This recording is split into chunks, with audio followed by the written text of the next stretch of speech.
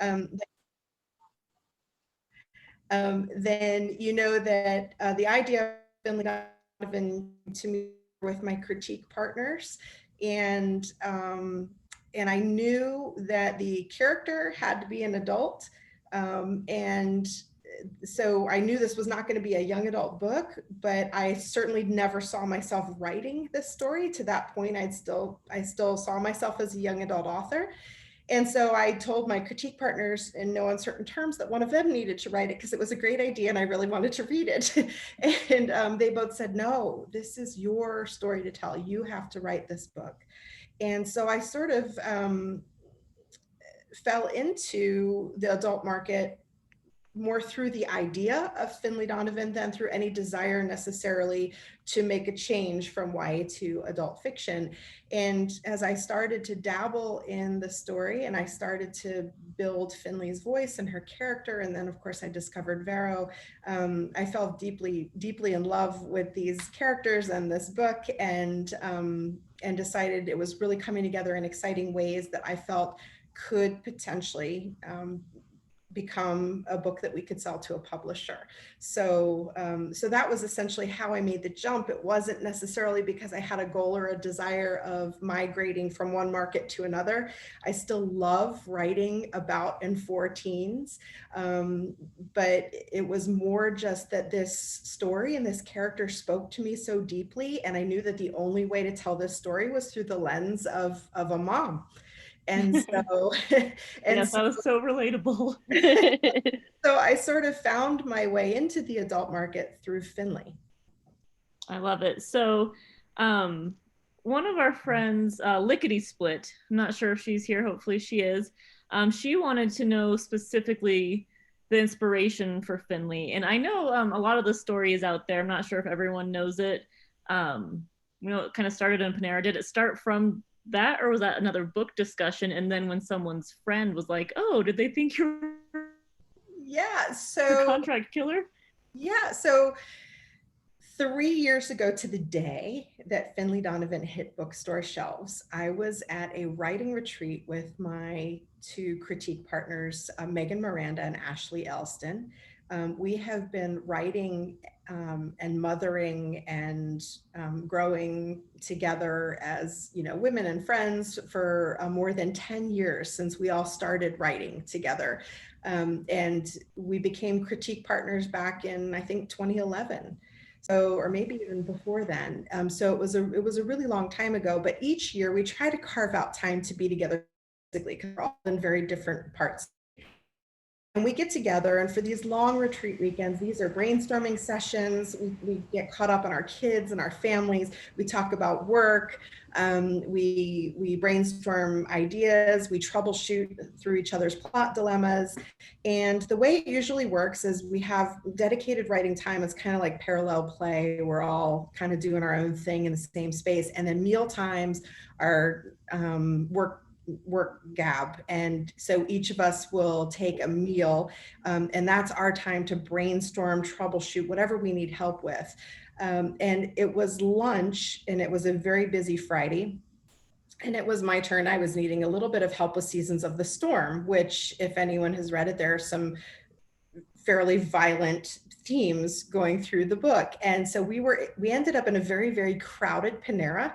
There was not an open seat in the house. And so we were sandwiched in this little table in the middle of the restaurant. And there were people very close by on either side of us. And I think on one side of us was a college student and he was wearing headphones, no big deal. But on the other side was a woman who was eating alone, and she was kind of wedged just like we were in this very crowded restaurant. Well, I was talking through the plot for Seasons of the Storm, and there's a magical element that kind of had me floundering over the rules of the magic. So when someone dies, does the blood just disappear? Does somebody have to come and clean it up? Like, how does all of this work? And this was the conversation that we were having, along with who needed to die in this one particular scene in order to advance the plot.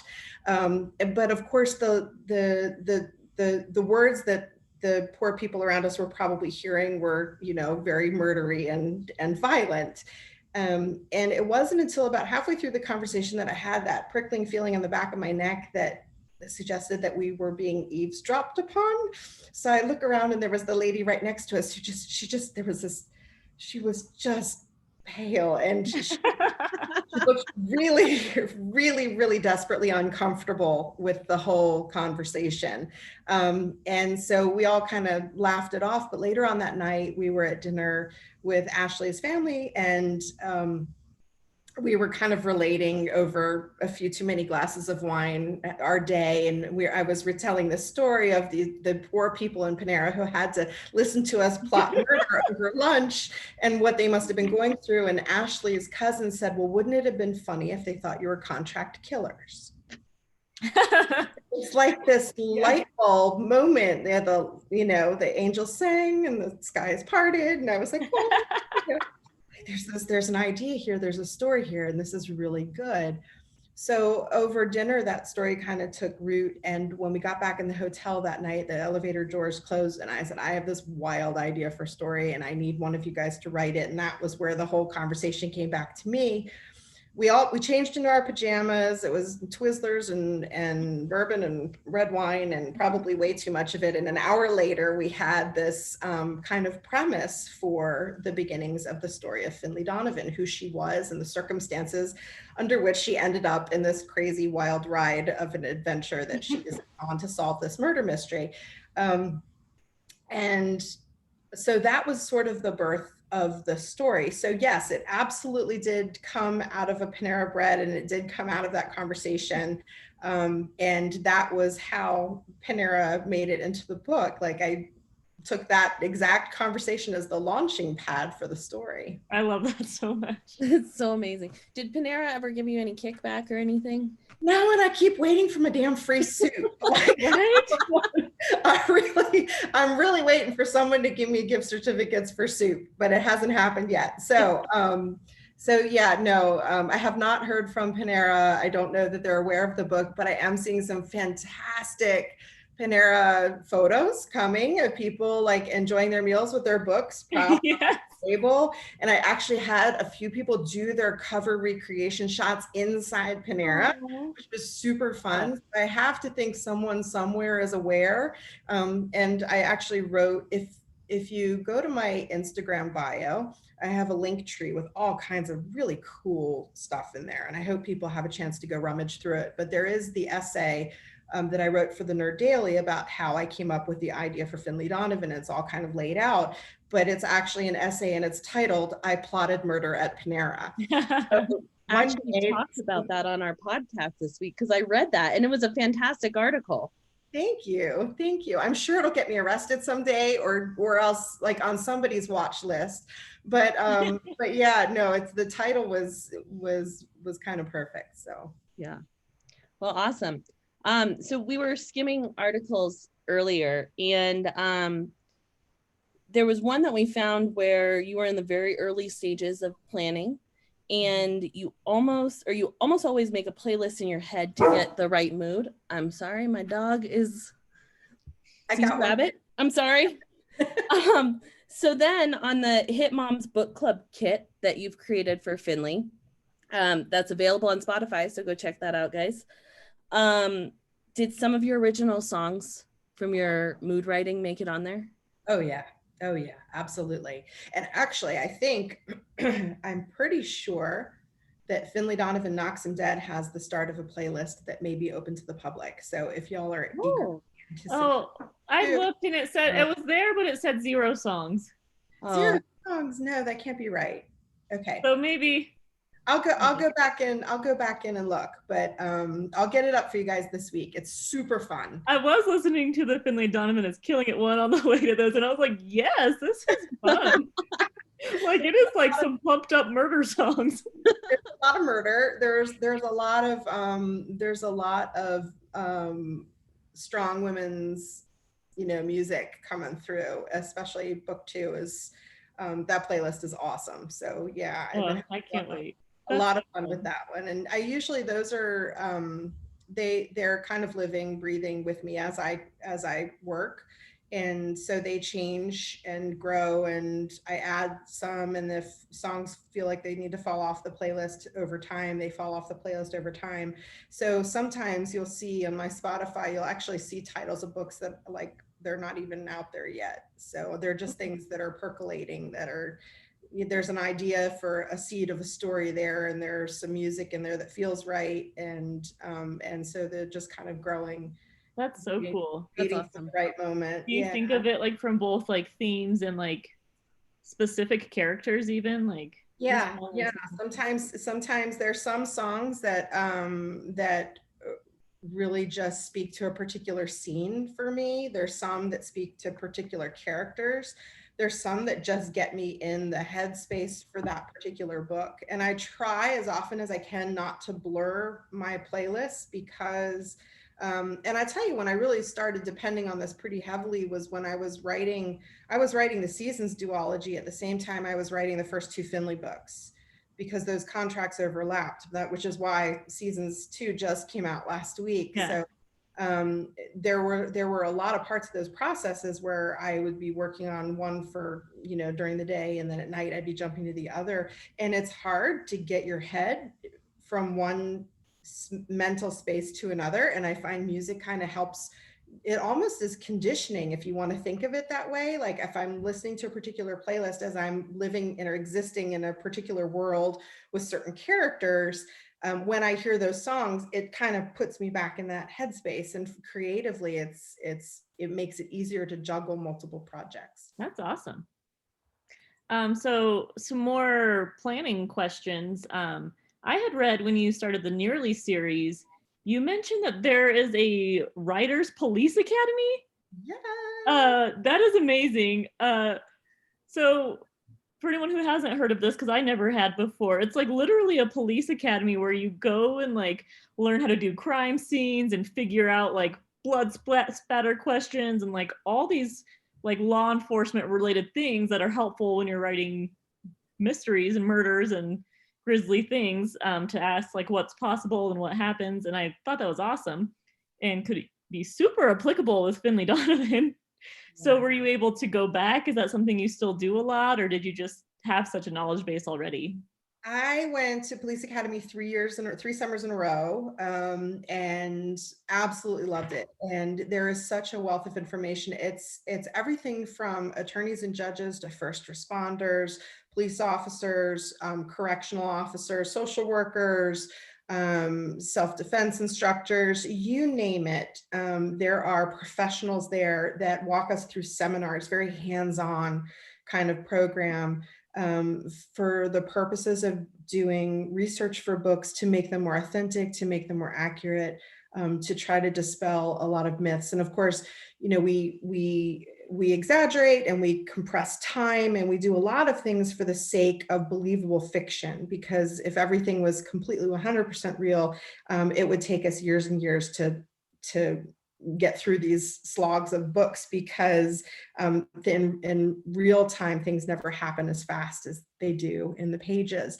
But it really kind of lends a degree of authenticity and realism to what would otherwise be, in my case, completely unrealistic plots. So we have a lot of fun at Police Academy. It's been several years since I've been, but the research that I did in those 3 years was unbelievable. The things I had an opportunity to do: mock trials, fingerprinting, footwear impressions, blood sampling, first self-defense classes, SWAT, and actually doing a SWAT raid.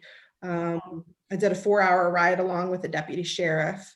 I searched jail cells for contraband. I learned how to handcuff my critique partner. There's a fantastic picture that exists somewhere in the universe. Yes, I saw that. We handcuffing Megan Miranda during the Police Academy. We went in the woods at night with crime scene lighting, looking for expeditious graves in the woods. Yeah, I mean, it's pretty intense, and I absolutely loved it. And you all are now the only people in the universe, aside from my editor and my agent, who know this information. I will share it with you tonight. But for those of you who stick with me through book 2 and come to book 3, I will be taking some of you along with me to a police academy type of setup. That would be amazing. Yeah, so you'll actually get to experience in book 3 some of the fun and games that I got to do when I was away at Writers Police Academy. That's exciting. That is wonderful. Awesome. Well, thanks for sharing that. Yeah. So talking about characters in Finlay, Jessica Lancaster writes, and hopefully everybody that's asked questions is in here tonight, asked if there's any characters in the book that were based off of people that you know in real life. I get that question so often.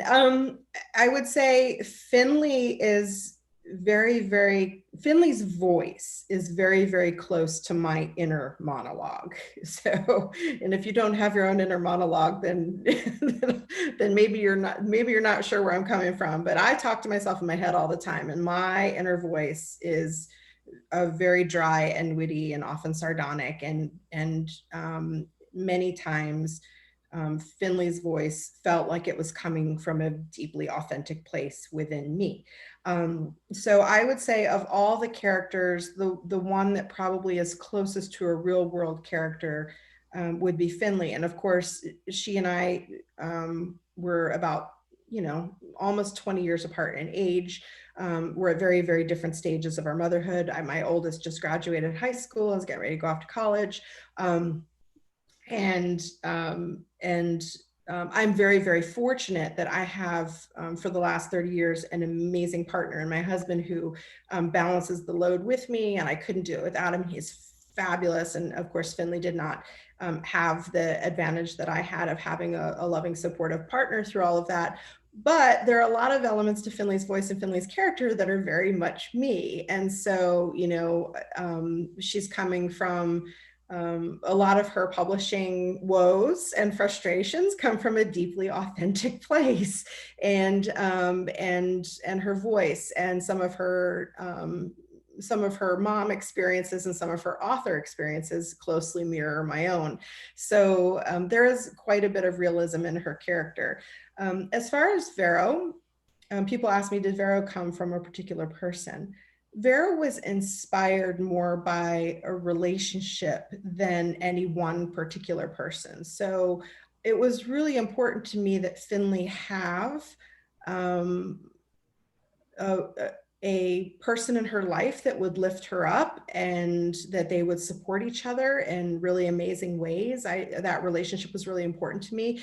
And I think coming off the heels of that writing retreat with these two women who have been such extraordinary sources of unconditional support over the last 10 years, who've been with me, through, both personally and professionally, I think there was a piece of me that wanted to write that level of support, that kind of relationship into a character in the book. So while neither of them are truly Vero in personality, they are my Veros in spirit. Like I would put a shovel in my trunk for either of them, metaphorically speaking. But so I would say that Vero's character was inspired by this deep appreciation and love I have for these two very important female friends that have become sort of my masks through the last 10 years, through motherhood and through writing.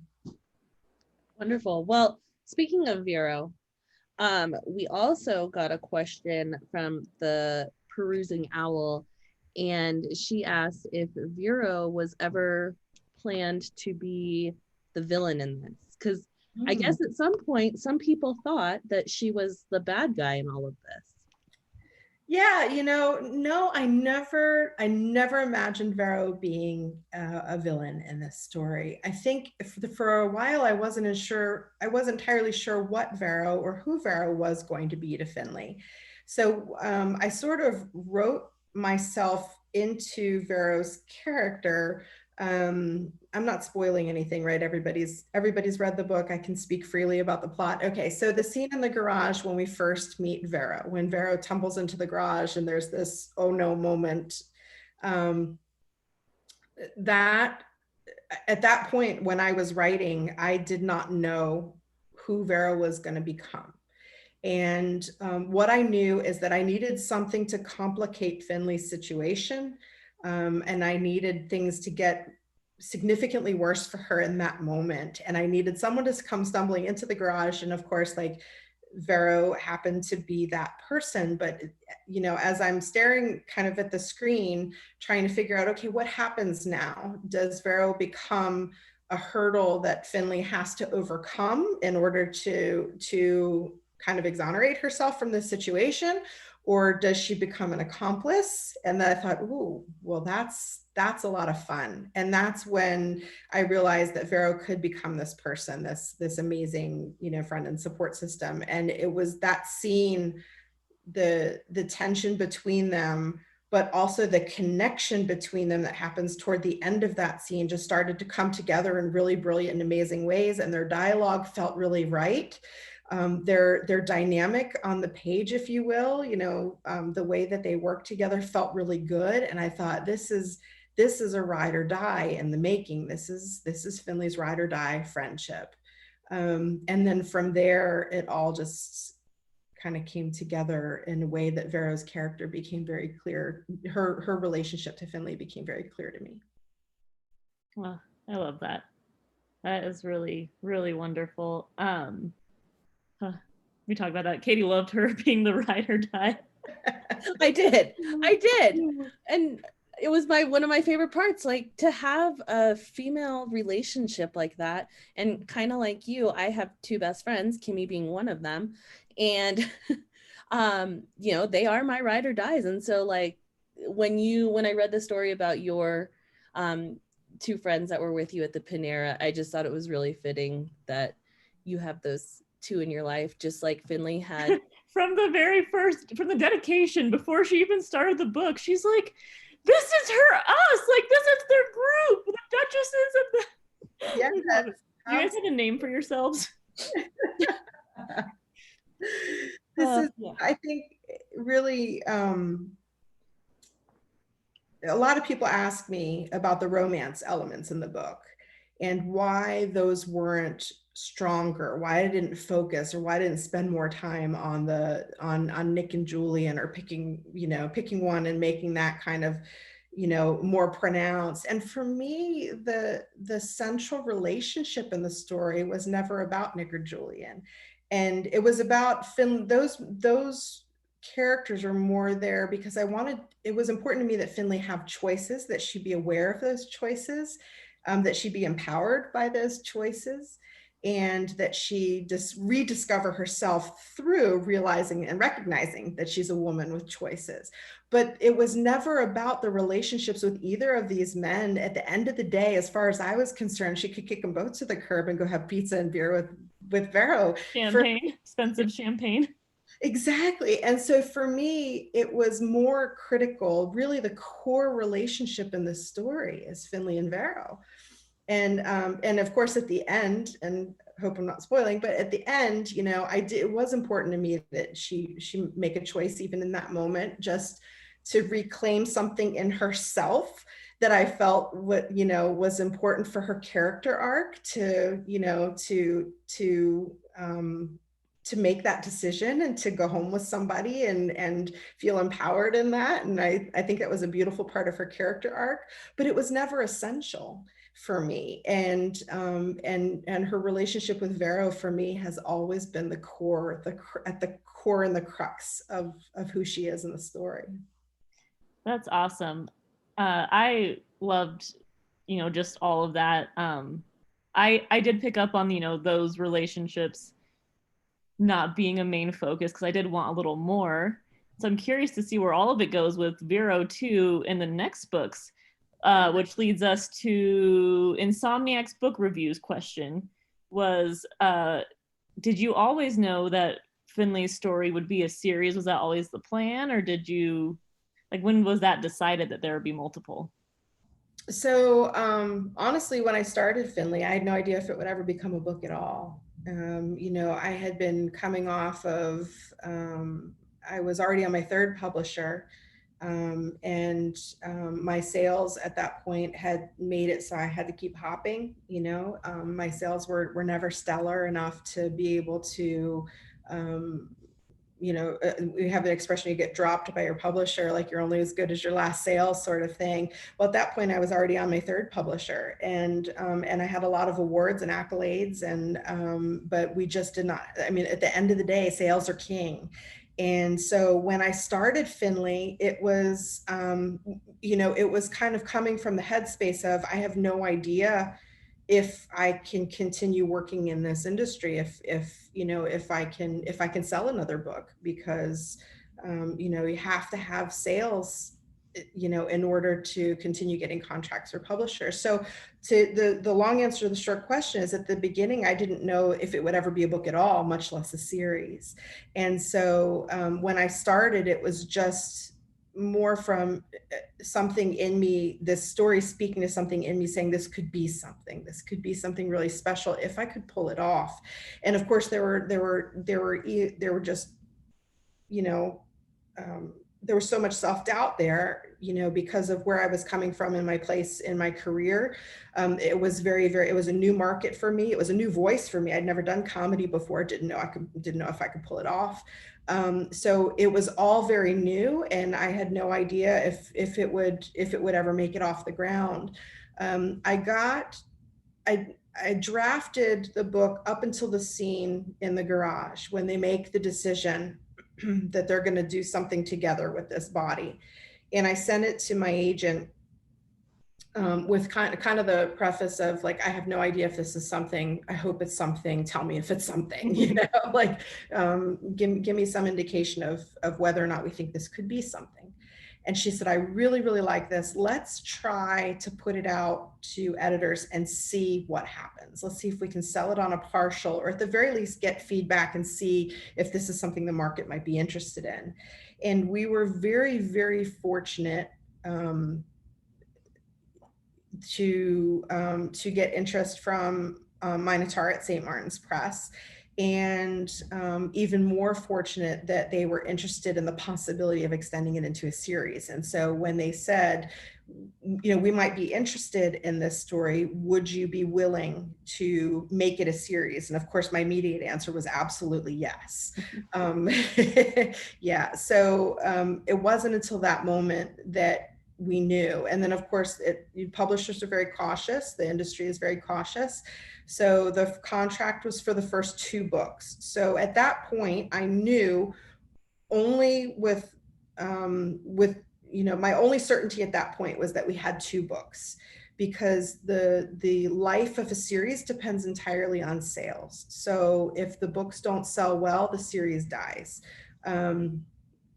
And so if you've ever seen like a series that got started and maybe they only had 2, or maybe they only had 3 books, and then it kind of disappeared, that's usually because the sales weren't strong enough with the first book in order for the publisher to want to renew. So we were cautiously optimistic, but I knew with confidence at that point that I'd be writing 2 stories. So I set up the ending as the launching pad for book 2. And I'm super, super excited that just a few weeks ago, we wrapped up discussions with the publisher and nailed down a contract for books 3 and 4 in the series, because Yay. the first book was, Congratulations. thank you. The first book has been really well received, and we're super excited. And every day I wake up and cross fingers that the sales will continue to build and word of mouth will continue to build so that we can keep going. But for right now, we are good to go through book 4. Yay, that is so exciting. That is so exciting. So you already brought up your agent a little bit just now. Pavlov's Books asked us to ask you about what you thought about Sylvia. So my agent is nothing like Sylvia. I've been with my agent since 2010, since I started down this road. I was a very, very new writer, and I had no formal training in any of this. I was a real estate agent for about 14 years before I got into writing, and we've been together for a really long time. She is She is very, very professional. She's super proper. She's British, and she's direct, but in this like super professional conservative way. So like Sylvia and my agent couldn't be any more different. But it was super fun, and I think my agent got a kick out of Sylvia's character. And really, there's so much of this story that is sort of poking fun at my own industry. And that was almost cathartic at this point in my where I was in my career when I started writing this book. There was a little catharsis in that. I think I needed to say some of those things that I was feeling very deeply. So there were a lot of things that Finlay is experiencing in the story that are not that far off the mark from the realities of our industry. Sylvia, on the other hand, is like more of, she was me poking a little bit of fun. She's a bit of a caricature of our industry. And I don't know any agents who I would say remind me of Sylvia, but she was a super fun character to write. And she was sort of the avenue through which I was able to tease, to have a little fun with some of the more absurd bits of our publishing industry and who we are and what we do. Oh man, that all makes me like really excited for the next book. Like I just also realized like I can't wait to see how big Finlay's book gets and like where she goes next. Oh man, that's so fun. It's so funny too, because we talk about time and fiction. So from the time I came up with the idea for Finlay to the time it hits the shelf for 3 years, which is generally speaking pretty close to the mark. You're from the time you sell a book to the publisher to the time it actually makes it onto the shelf is usually about 18 months. And of course you need the at least a year or so, sometimes more, to write it. So I mean, the fastest case scenarios you're usually looking at 2 years, and 3 years is pretty darn close. So but here we are in this story where things are moving very, very fast, and of course publishing has to move much, much faster than it actually does, and Finlay has to write much, much faster than I actually do. So in Finlay's case, her next book is already in the works, very, very quickly after, on the heels of the first book. In my case, it's much, much longer process. So thanks for being patient. Book 2 is coming in February, I promise. Oh, we're so excited. So excited. So I think we keep hearing a lot about how you kind of are drawing a lot from real life in this, but from characters to like caricatures of the whole thing.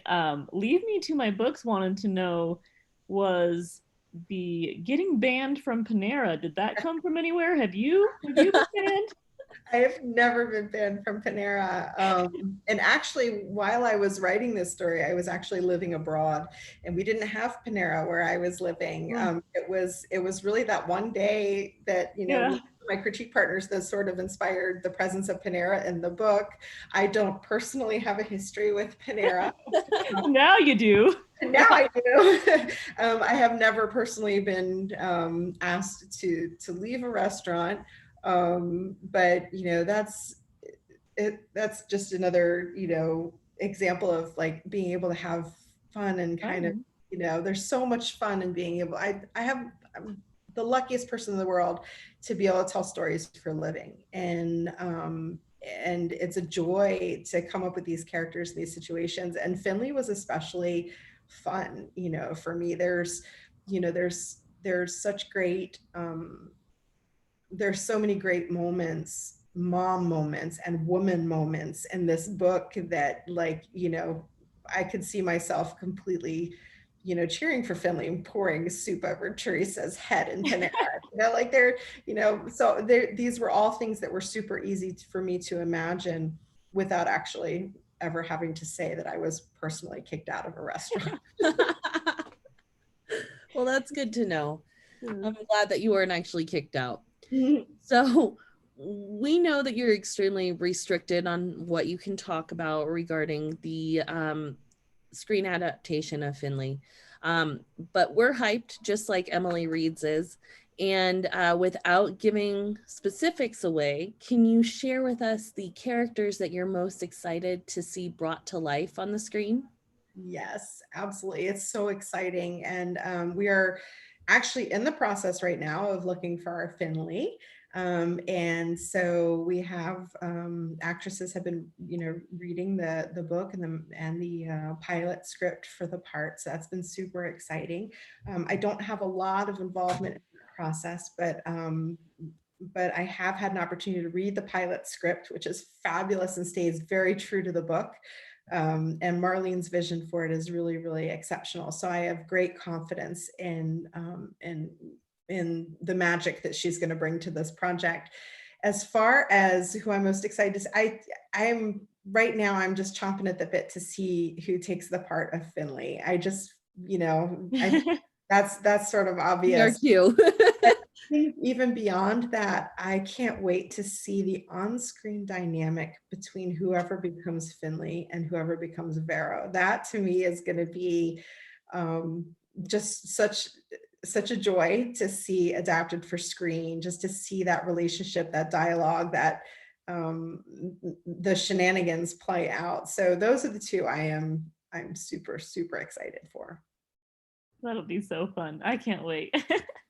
Can you tell us where it's going to air? Like, is this going to be a Netflix thing or? That we don't know yet. So the way that it works is, so Marlene King is doing the adaptation. She's doing she wrote the pilot script and she'll be producing for 20th Television Studios. So 20th will be the studios. The next part of the process, the next hurdle that we have to get through is once we find our Finlay, then we have our whole package that we can then sell to a network.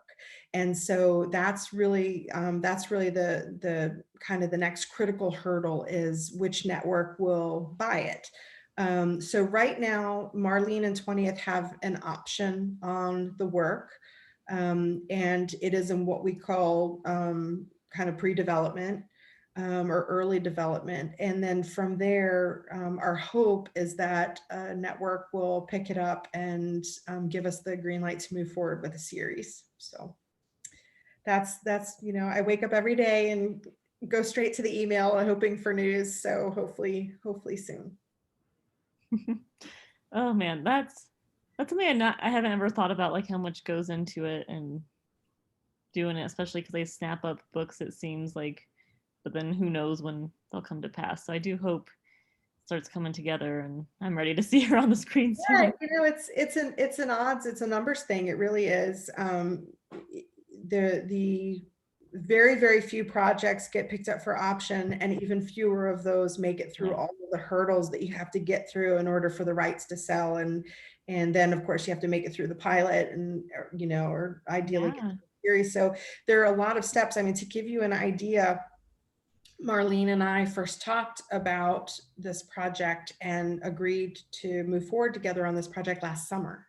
Wow. So it's been almost a year since we started having the conversations, and we are still at the point of only the preliminary part of the process. It's quite it's quite an involved process, lots of moving parts, and of course COVID was a big delay for us. So we are excited that LA has been opening up and things are moving again, and I'm super excited that we've got some very, very talented folks who are interested in playing the part, and so we'll see where it goes. Yeah, I'm excited for you, but we're gonna have to get to the biggest question we've been asked now. What is a wig scarf? Yes. So okay, so the term wig scarf I think might be mine, because like if you actually Google it just as it is, wig scarf, I'm not sure you're gonna find it. But the idea behind a wig scarf, and I have seen them called scarf wigs, but for some reason I couldn't, it didn't sound right to me on the page, and so I tweaked that a little bit. But if you were to Google scarf wigs, you would probably see something very, very similar. So the idea is that the hair of the wig is actually stitched or attached to an article of clothing. So there are headband wigs, which are so cool. There are hat wigs. There are wig halos, which is just the piece of the wig that comes around and halos around here that can then be like sewn or attached into a piece of clothing or a hat or a headpiece of some kind. And so when I was thinking through kind of Finlay's persona, her author persona, of course I wanted the wig. The wig was kind of going to become an important part of the story.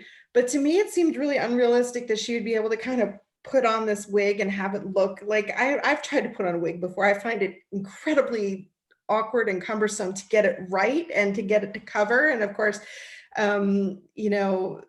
my thought was, well, wouldn't there be like an easier way? So I thought, well, if you could kind of, you can kind of put on a scarf or a hat or something like that and have your disguise on the ready, So I started Googling, and of course I found scarf wigs, and I found headband wigs, and I found hat wigs and all sorts of fun things. And I settled on the wig scarf. So, but it sort of also, to me, it could have been as simple as just a wig.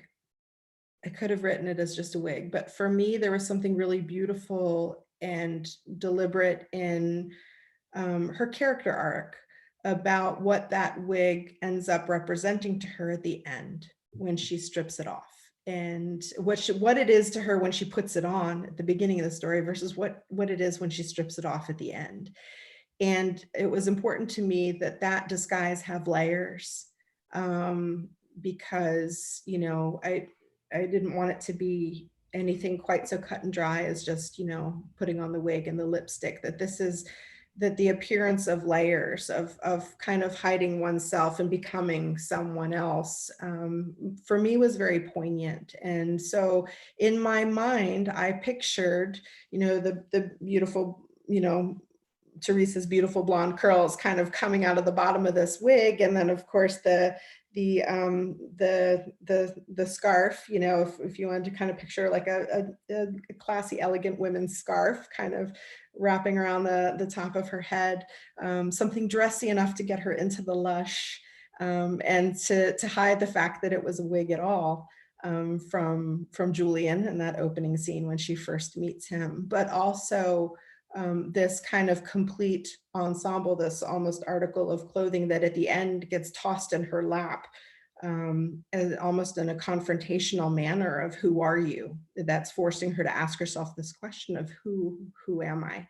And so in my mind, that was how I pictured, the wig scarf as being kind of this multi piece costume that she wears, but also sort of functional and easy to slip on and easy to slip off. Is the wig scarf going to come back in the rest of the books? The wig scarf does not make a return in book 2. I will say there are different disguises at play, and I will leave it at that. Fair enough. So at this time, we would like to open it up to everybody that's in here right now for a couple minutes of Q&A for anything that we didn't cover or get to. So the floor is yours, everybody. You're muted, Kimmy. Sorry. Yeah, it told me. It was like, hey, dum-dum, you're muted. Moderators choose, maybe pick questions, and then so I'm not stepping on anyone. Yeah, and I was just gonna say that anyone could also even just gush and talk about your favorite parts or anything. Feel free. Yeah, I mean, I had my hand up, so maybe I can go first. Hi, I'm Ekta from the Producing Owl, and it is so lovely to have you here and to be able to talk to you. I honestly found this podcast and the Instagram group a couple of days back, and oh my God, I'm so happy about it because it's amazing. It's amazing. I've been waiting for your book. Your book was sold out in Canada. I'm from Canada, and it was sold out here, and I couldn't get a copy on time, but I'm so glad that I have read it. I have read amazing reviews, and of course, I loved it. I already asked a question, and I knew about Marlene King and everything, and I'm pretty sure that you're happy about it and the experience. I'm not going to ask that question, but the other question that I had was about Stephen and his dynamic with Finlay. And I know that you obviously put that last spoiler, I mean, not spoiler, but the last line, whereas it's his name. And we have theories whether it can be Teresa or it can be that lady who worked with him, because obviously there was something going on there, right? And what was your like, because honestly I feel like Finlay was lucky enough in the first book. Vero was there and then all the killings was done for her. It was like she never had to kill somebody, right? So how difficult would it be to for her in book 2, because it's Stephen? And then secondly, would Stephen want to come back to her? Because it seems like she is successful and Stephen is attracted to that. I don't know, it's just like I'm thinking out loud, but I asked 2 questions. I'm so sorry. Yeah. There's a lot of loaded questions there. I love it. So yeah, so to get back to the end scene, that kind of final moment, that actually becomes the launching pad for the mystery in book 2, is who wants Stephen dead and why. And so that's sort of our springboard into the next story. And I don't want to spoil too much, but we do see quite a bit of Stephen in book 2. We do see a lot more of their relationship dynamic as they're still trying to navigate co-parenting and custody, and now things are certainly changed with Teresa's situation. So Stephen's world has been turned upside down, and so we see a little bit more sort of peeling back his layers a little bit, and we're gonna see a little bit more of him and kind of who he is, and how he's feeling now that his situation is different. In terms of who wants him dead and why, we have a lot of choices. He's obviously upset quite a few people. He's while he may not necessarily be all entirely rotten through and through, he's certainly made some very poor life choices. So we have a lot of possibilities there, and I don't want to necessarily spoil the mystery for book 2, so I'll leave it there. But it is a super fun book, and all of the characters, I will say, all of the characters that you know and love from book 1 will be back, including Julian and Nick. Vero, absolutely. Yeah, so we'll be seeing, I think the only characters that we don't really see in book 2 that were prominent in book 1 are Patricia. She's off and on her merry way now, and we'll see some references to her, but we never really see her on the page. But everyone else who we know and love from book 1 will be returning for book 2. And as Finlay and Vero try to solve the mystery of who wants Stephen dead. Amazing. Thank you so much, Elle. Thank you. Hi, Elle. Thank you so much for meeting us. Yeah. I am so excited to meet you. My name is Maggie. My username is Maggie the Reader. I actually have a question that's not about the book. You reminded me of this conference that I went to, and I was wondering if you've ever heard of it. And I just wanted to let you know about it. It's called CrimeCon, and it's put on by Oxygen. And authors actually sell their books there. But of course, they're nonfiction, they're true crime books. But I was wondering if you've ever heard of it, because it was pretty awesome. It's every year, so. I have not heard of it, and I just wrote it down because it sounds fascinating. So I'm going to go ahead and Google it when we're done.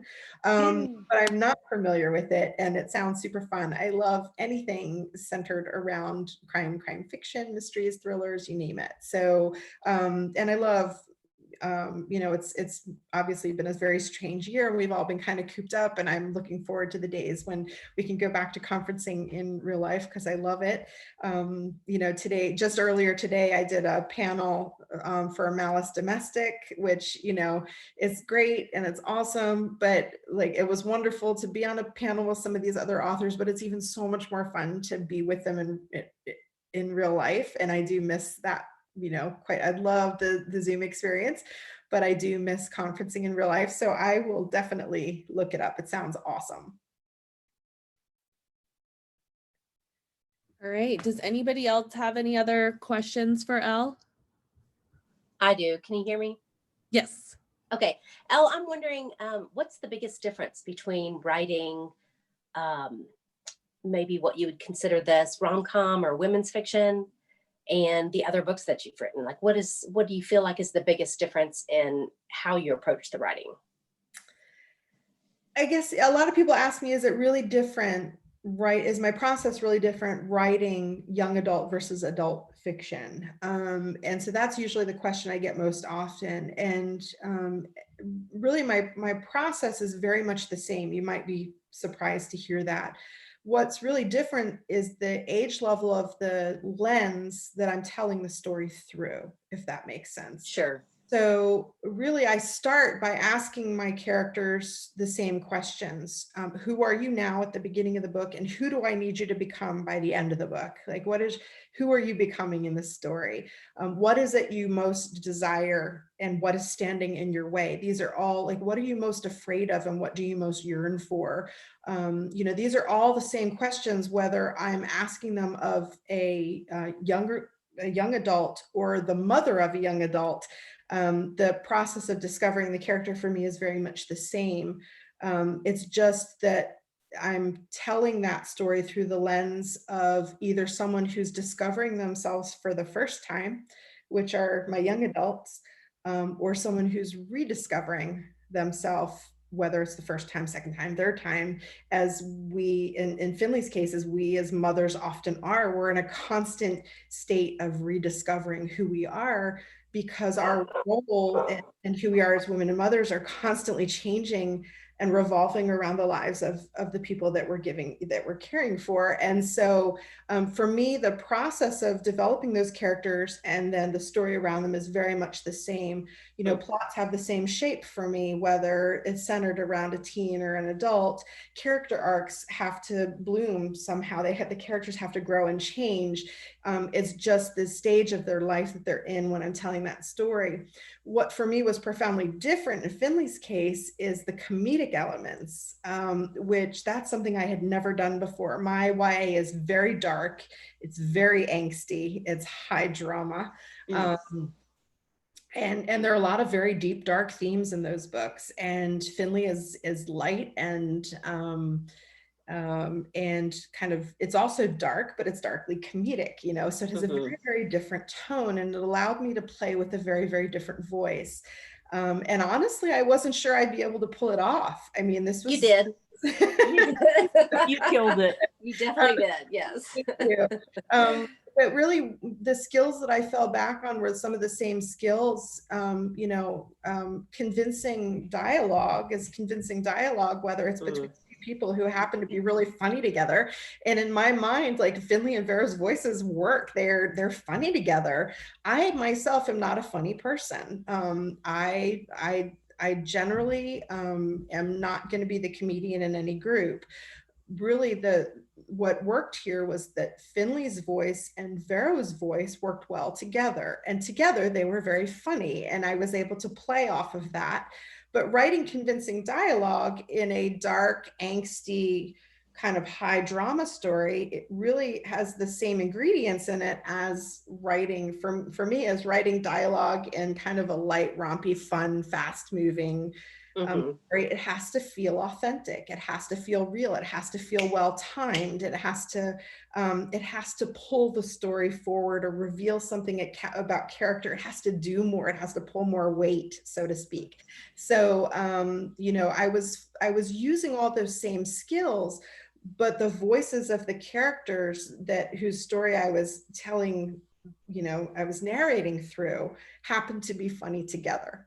And if that makes sense. So yeah, my process is all the same. And it's such a joy for me to stretch my wings and try new things. Like we were talking before the podcast, none of my books are brand easily or would shelf necessarily comfortably with each other. I have paranormals. I have a book with historical elements. I have Finlay, which is dark contemporary comedy, with a strong dose of women's fiction in there.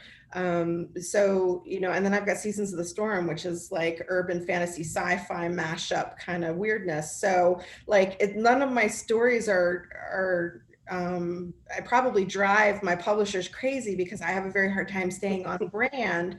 but it's, for me, it's a joy and it's a challenge and it's fun and it keeps things fresh to try new things and explore different stories. And I feel like the stories speak to me, and I kind of feel like there's part of the challenge is figuring out who is best to tell this story, like whose voice is going to be the one who's most effective to tell the story, and what genre, how can I make that work. And it's fun. It's like a puzzle to play with it all and pull it all together. And so, but my process of doing that in terms of exploring character, structuring plot, working through dialogue, for me, it's all the same. Mm-hmm. It's awesome. That is so awesome. Thank you so much for sharing all of that. I really am enjoying learning about the process. It's so fun. So this was our first author Zoom party. It's great. Yeah, so hopefully we'll be doing more. Hopefully, I don't know, what are you doing next March maybe, so people have time to read it a little bit. Absolutely, I would love that. We should do it definitely again. We would love to talk about the second book. Yeah, most of us I think have physical copies. I was seeing though on your Instagram that you have a link through Bluebird Books for signed copies. I do. I have this fantastic, and I love to support mom businesses. Yes. So I met this wonderful woman who lives near me, who has this phenomenal vintage RV that she has converted into a bookmobile, and she travels and does a roving independent bookseller type setup. So she goes to coffee shops, she goes to the vineyards, she does the berry patch for the kids, and she sets up, all of her books, and the kids come for read-alongs, and she's fantastic. And she's been wonderful. We get together, about once every week or two, and I will sign and personalize books for special order. Wow. So Bluebird Bookstop, she has a great website. And if you go to the shopping page on her website, you'll see all of my backlist, all of my books there. You can order any of my books through Bluebird. And specify how you would like them personalized and signed, and she and I will get together and make it happen. It takes a little bit longer because we got to make time to handle that, but if you want a personalized signed book for yourself, for your collection, or for a gift, she's the person to visit. If you don't need it personalized and you just want it signed and you want it quick, Murder by the Book, or Murder Books in Houston, Texas, I believe may still have some inventory on hand that are pre-signed. And so they would be another avenue for signed books. That's so awesome. Thank you so much. Thank you. All right. So we did an episode on the Lost Chill podcast this week. You can find that episode about Finlay Donovan on your favorite podcast app, or you can go to thelostchill.com and find it on there. Also, new episodes for our podcast come out every Tuesday. And then just check our social media because we do have some more author chats coming up as well. Yes. So now that we've shamelessly plugged ourselves, we do want to get a picture. Yes. So if you do have a copy of your book, if you can hold it up, let me switch to gallery view and I want to take a screen. If I need to, I might need to unpin. So let me just do that real quick. No, but let me see if I can, here. Oh, hold on. I pressed something on my end. All right, it should be good. Hold on. Are you able to see it now? Sorry guys, I'm special. I think I might have done it. Okay. Okay, let me take one more just in case to be safe on my phone, because I have a MacBook with the bar and it was like saving it there. So I'll hold it like this so we can Photoshop if we need. All right, there we go. Woo! Thank you so much. Thank you guys. This was so much fun. It was a wonderful, wonderful chat. And I'm so delighted that you all are doing a more of these. It was fabulous. Yeah, well, thank you so much. Thank you. So that picture will be available on the Lost Chills Instagram page. We'll try and tag as many of you folks as we possibly can that Instagram will allow us. So keep an eye out for that. Perfect. All right, guys, we will see you over on the Instagram and hopefully next week too. All right. Thank you guys. Thank you. Thanks. Bye. Bye-bye. Bye. Thank you.